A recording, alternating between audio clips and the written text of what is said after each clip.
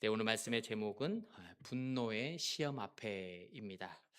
우리는 앞에 24장에 있는 엔게디 광야의 사건을 통해서 다윗이 사울을 죽일 수 있었지만 사울을 죽이지 않고 살려주었던 내용을 살펴보았습니다. 사울을 죽이지 않았던 가장 큰 이유는 바로 하나님께서 세우셨기 때문이다. 이러한 신앙의 고백이었죠.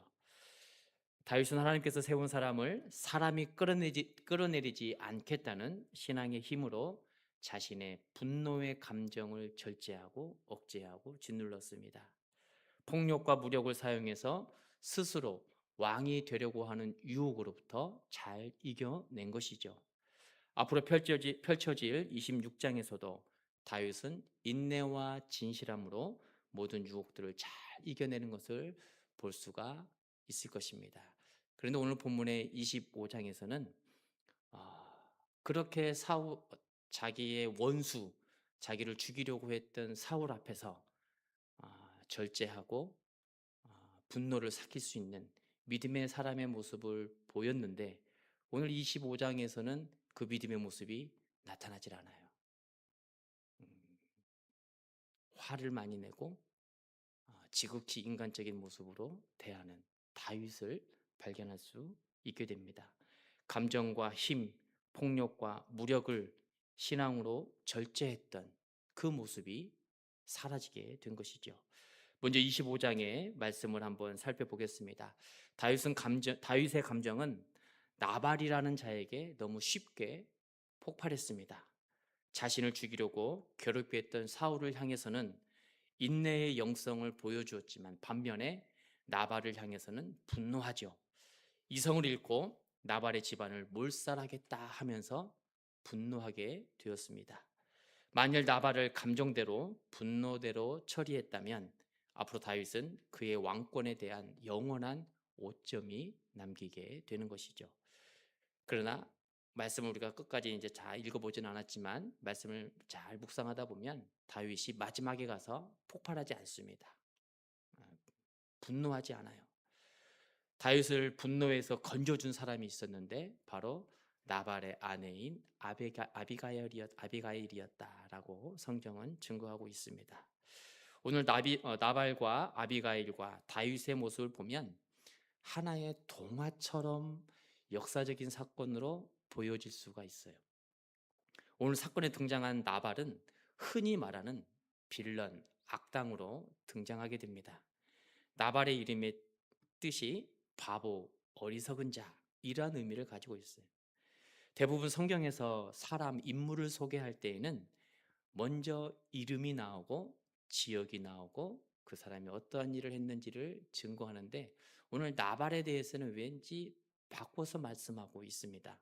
2절 말씀처럼 마온에 한 사람이 있었는데 하면서 그가 마온에 살았고 매우 부자였더라 이렇게 증거하고 있어요. 나발을 이렇게 소개하고 있는 이유는 재물 외에는 드러낼 만한 것이 아무것도 없었던 것이죠. 사람이 지혜로운 것도 아니고 성품이 좋은 것도 아니고 그저 재물만 모으기에 힘썼던 그러한 사람으로 성경은 증거하고 있습니다.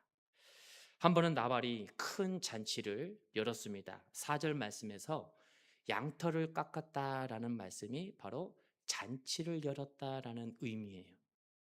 근동 지방에서는 주로 봄이 지나면 양의 털을 이렇게 잘 다듬고 깎는 일을 했다고 합니다. 그리고 사람들을 초대하고 대접을 했다고 하죠. 그날을 잔칫날로 즐겼습니다. 이러한 소식을 들은 다윗이 부하 소년 10명에게 나발에게 가서 양식을 구해올 것을 명령하죠. 그래서 소년들은 나발에게 찾아갑니다. 우리는 다윗 장군을 모시는 부하들입니다. 부하 지금 군대가 굶주려서 먹지를 못했사오니 먹을 양식을 좀 내어 주십시오.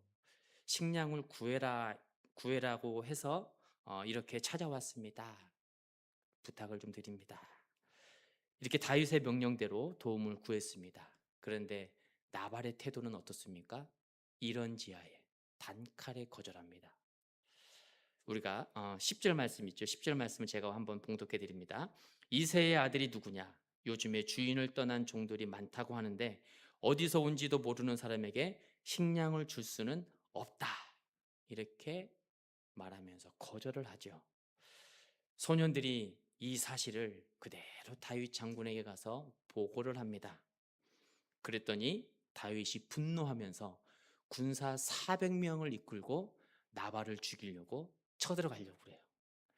이때 참 영민하고 지혜로웠던 나발의 한 하인이 있었는데 그 나발의 하인이 나발의 아내인 아비가일에게 이와 같은 모든 사실을 자세하게 이야기합니다. 어, 다윗의 사람들이 와서 식량을 달라고 했는데 나발이 다윗을 모욕하고 그의 부하들을 문전박대했습니다. 아주 있는 그대로 아비가일에게 알립니다. 그러자 나발의 아내 아비가일은 그 이야기를 듣자마자 서둘러서 음식을 준비하고 다윗에게 달려가죠. 그리고 미련하고 어리석은 남편을 용서해 달라고 용서를 구합니다. 그러자 다윗은 아비가일의 모습을 통해 분노의 마음을 삭힙니다. 분노의 마음을 가라앉히죠. 이러한 사실을 뒤늦게 알게 된 나발은 두려움에 공포의 충격으로 시름시름 앓다가 죽게 되었다라고 성경은 증거합니다. 그리고 이후에 아비가일은 다윗의 아내가 되었다라고 성경은 말씀하죠. 여러분 어떻습니까? 무식하고 어리석은 나발이라는 사람에게 갇혀 있는 아름다운 한 여인 아비가일, 지혜와 따뜻한 마음으로 오히려 전화위복이 되어서 백마탄 왕 다윗을 만나게 된 것처럼 동화의 이야기처럼 우리에게 들려질 수가 있습니다. 그러나 우리는 이 나발의 사건을 통해서 분노와 폭력은 그 어떠한 명분을 가지고 있더라도 하나님의 나라를 위해서는 도움이 되지 않는다라는 거예요. 도움이 되질 않습니다. 어떠한 아무리 옳은 명분이 있다 하더라도 폭력은 하나님의 나라를 위해서는 아무런 도움이 되질 않아요. 여러분, 복수는 나의 것이 아니라 누구의 것입니까? 하나님의 것이죠. 심판은 내 것이 아니에요. 하나님의 것입니다.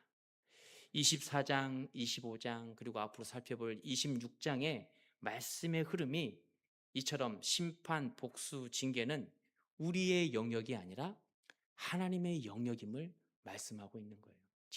지난주에 살펴보았던 24장에 나왔던 다윗과 사울의 관계에 있어서도 사울을 죽이지 않았던 이유가 바로 여기에 있었던 것 아니겠습니까?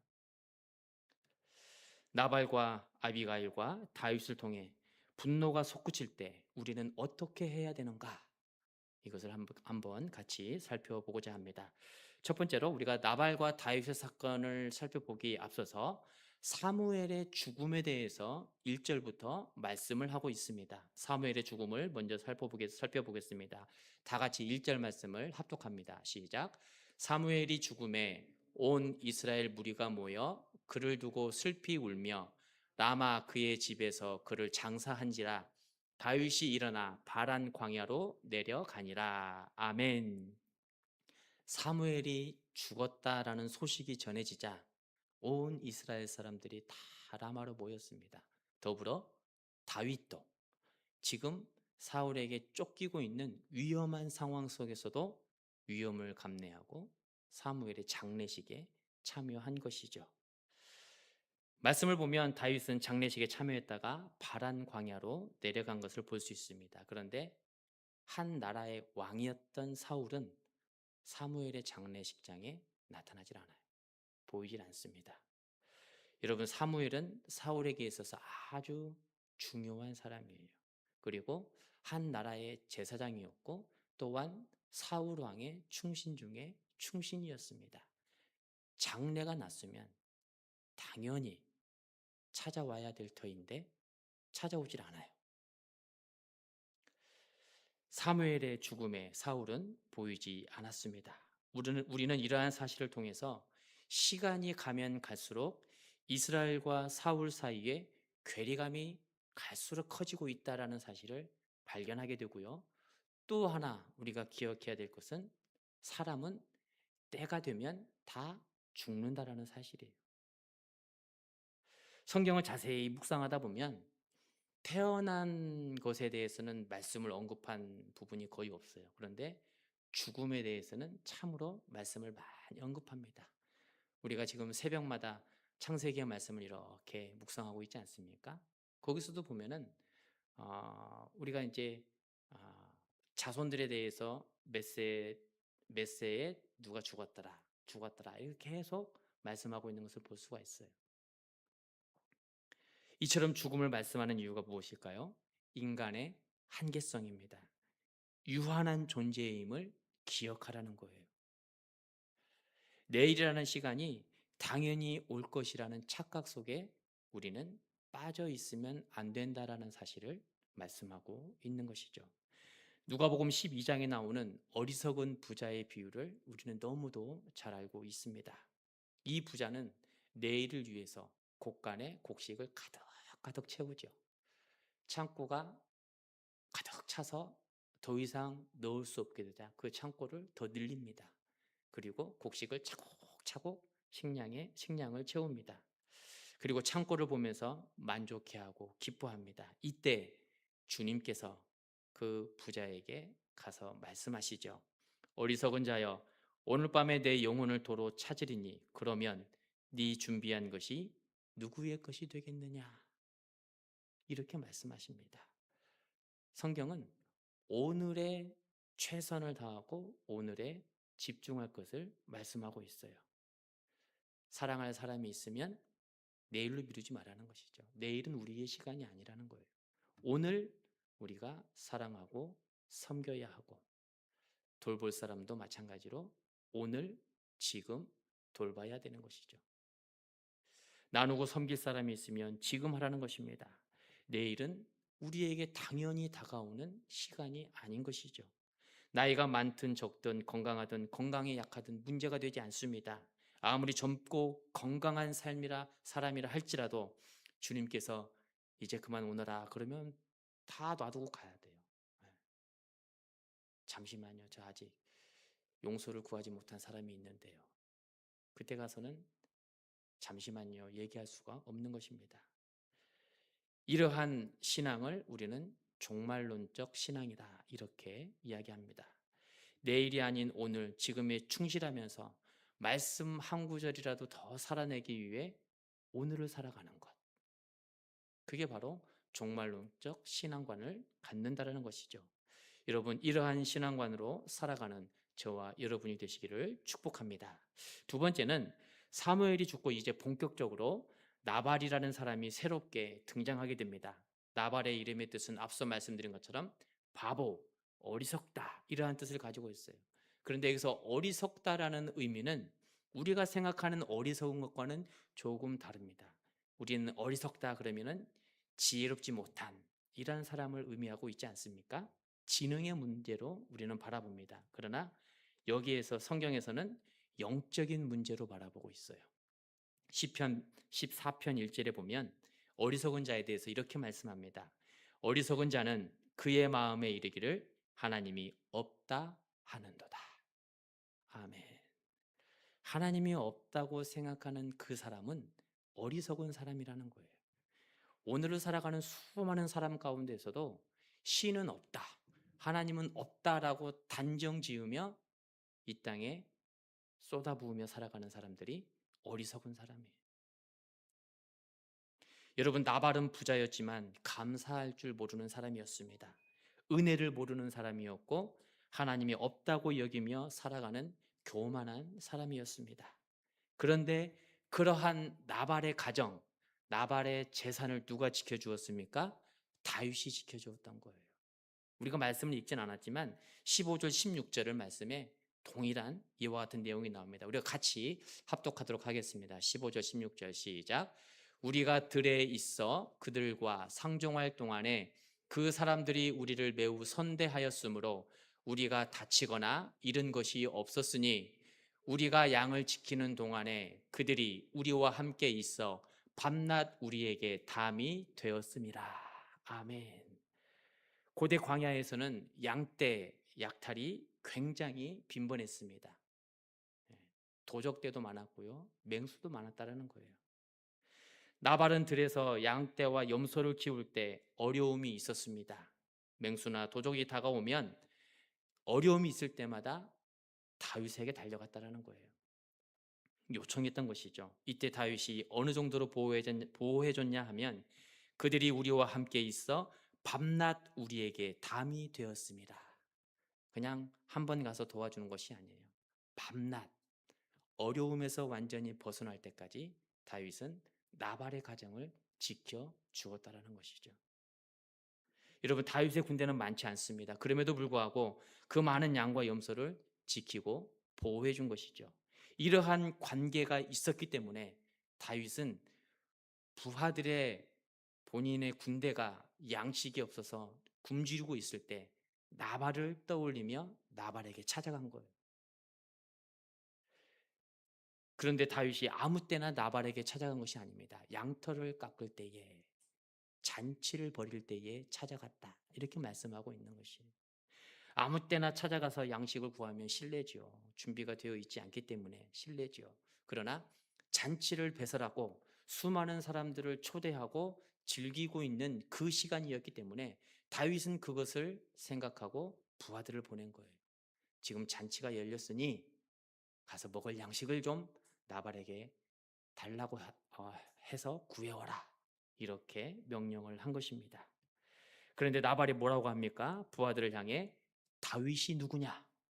이새의 아들이 누구냐? 여러분, 이것은 단순한 거절이 아닙니다. 무시하는 것이었고 모욕하는 것이에요. 다윗이라는 사람의 존재 자체를 부정하는 것입니다. 지금껏 우리의 가정을, 재산을 그처럼 보호해주고 도와주었던 사람이었음에도 불구하고 나는 그 사람을 알지 못한다. 다윗이 도대체 누구냐? 이새의 아들이 누구냐라는 것입니다. 이것은 사회적 신분을 공격하고 부하들 앞에서 공개적으로 다윗을 모욕한 것이죠.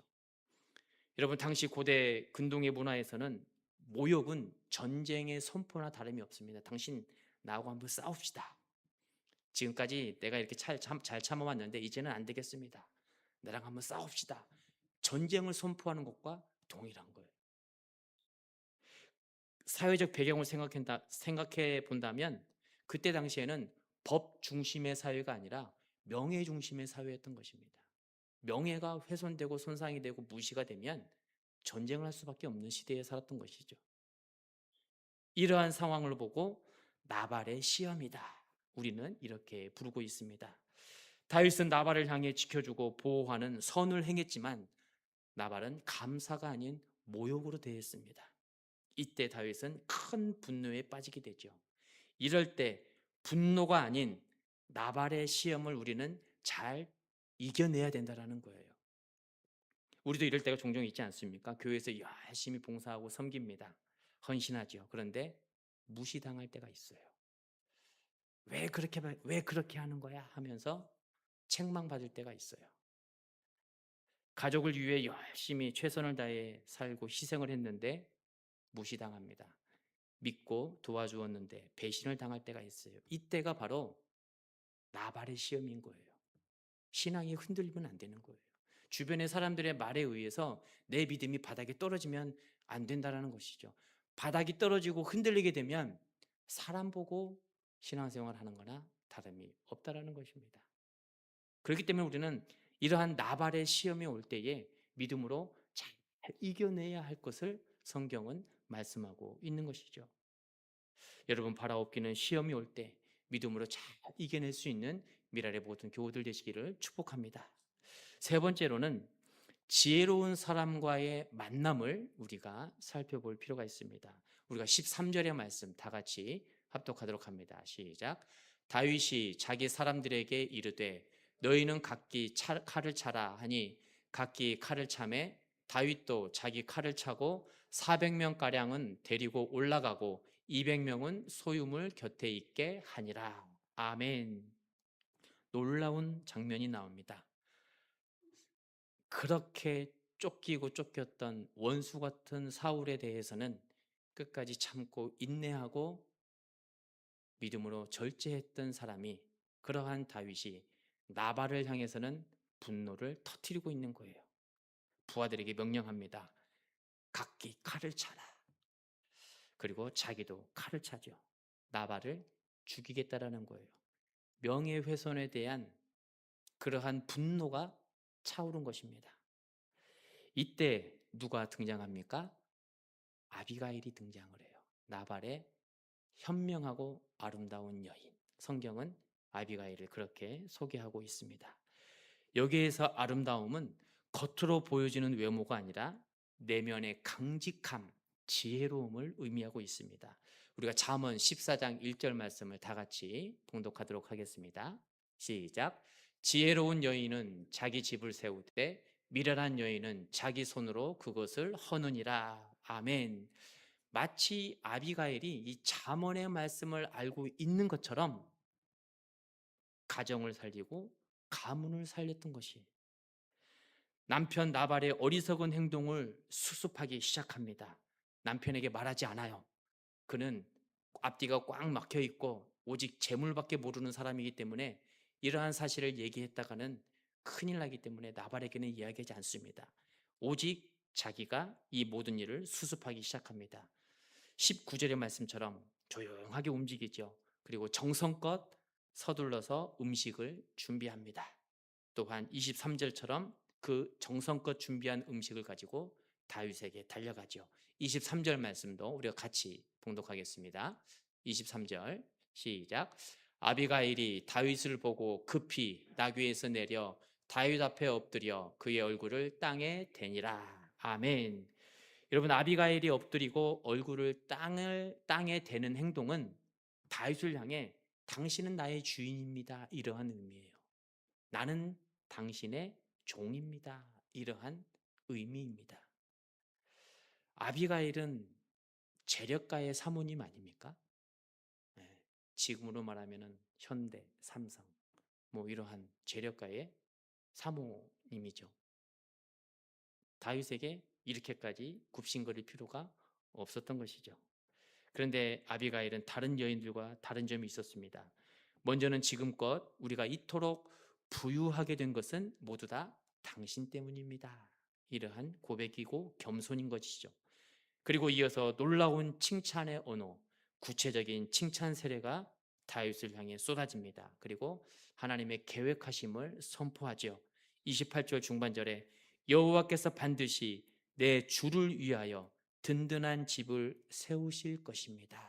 참 지혜로운 것 같아요. 여러분, 다윗은 지금 왕이 아니거든요. 왕은 사울이 있지 않습니까? 그럼에도 다윗을 향해 이렇게 칭찬하고 있는 것입니다. 왕이 될 것을 믿음으로 선포하고 있는 것이죠. 이어서 31절 상반절에서는 내 주께서 무죄한 피를 흘리셨다든지 내 주께서 친히 보복하셨다든지 함으로 말미암아 슬퍼하실 것도 없고 내 주의 마음에 걸릴 것도 없으시리이다. 조금 애매하죠. 이해하기가 어렵죠. 쉽게 이러한 내용입니다. 이 다음에 다윗이 당신이 왕이 되었을 때에 나발을 죽인 사건으로 인해서 괴로움에 빠진다면 나라를 제대로 통치할 수 없을 것입니다. 그러나 나발을 죽이지 않는다면 마음의 슬픔과 과거에 살인을 했다라는 고통으로부터 비틀거릴 일이 없을 것입니다. 이러한 의미인 것이에요. 참 지혜롭지 않습니까? 말을 참 아름답게 지혜롭게 한 것 같아요. 이러한 아비가일의 지혜로 다윗은 하늘을 찌를 듯한 분노를 가라앉히며 아비가일을 향해 축복하고 감사를 전합니다. 32절, 33절 말씀도 우리가 같이 봉독하겠습니다. 시작. 다윗이 아비가일에게 이르되 오늘 너를 보내어 나를 영접하게 하신 이스라엘의 하나님 여호와를 찬송할지로다. 또 내 지혜를 칭찬할지며 또 내게 복이 있을지로다.